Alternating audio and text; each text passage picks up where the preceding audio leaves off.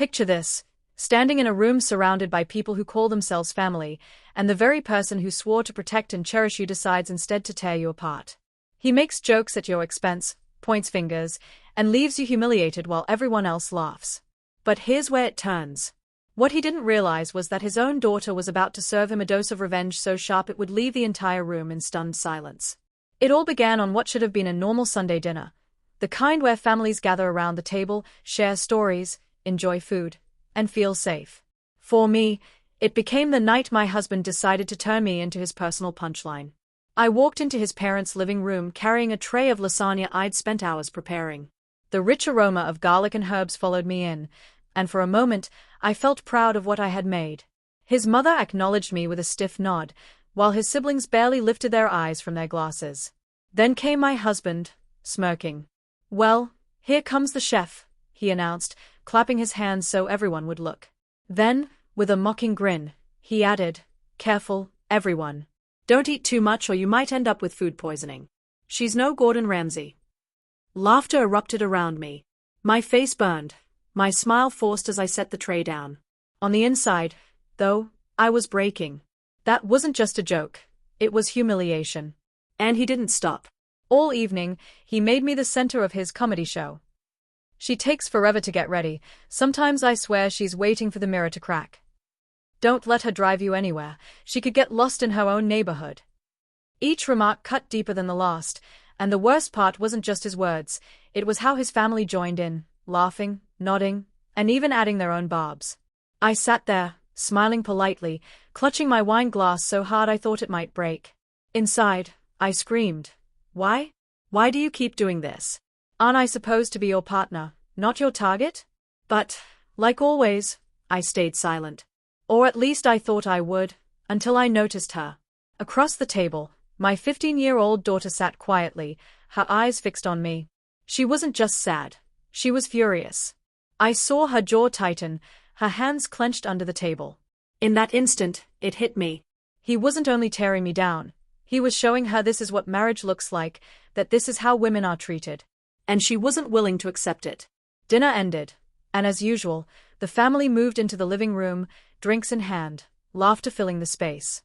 My husband thrived in moments like these, the center of attention, the self-proclaimed king of the room. "Hey, honey," he called out, "tell them about the time you burned spaghetti. She can't even boil water, right?" That's when my daughter stood. Her voice was steady, but sharp enough to slice through the noise.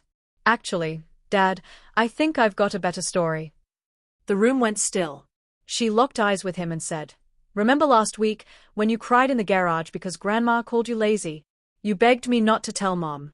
But since we're sharing stories tonight, maybe they should hear that one." The silence that followed was deafening. Smiles vanished. His siblings glanced at each other. His mother's expression hardened. And my husband, his face turned bright red. He stammered, tried to brush it off with a laugh, but no one was laughing anymore. And my daughter wasn't finished. "Should I also tell them about the time you asked Mom for money because you blew your paycheck on beer with your buddies? Or when you told Uncle Mark you were the man of the house, even though Mom's the one paying the bills?" Each word was a blow, stripping away the image he had worked so hard to maintain.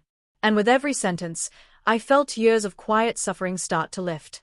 My daughter was saying everything I had been too afraid to say, right in front of the people whose approval he craved most. By the time she was done, he wasn't the witty, charming man anymore. He was exposed, small, and pathetic. The evening ended awkwardly, his family slipping out without their usual warmth. When the door finally closed, his anger boiled over.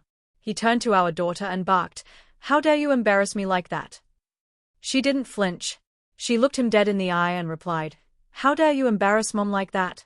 If you respected her, I wouldn't have to step in." He had no response. And for the first time, I didn't cover for him. I didn't excuse him. I just stood there, staring at my daughter, this fierce, fearless girl who had shown more courage in one night than I had in 15 years. And for the first time in so long, I felt free. At the next family dinner, my husband was silent. No jokes, no smirks.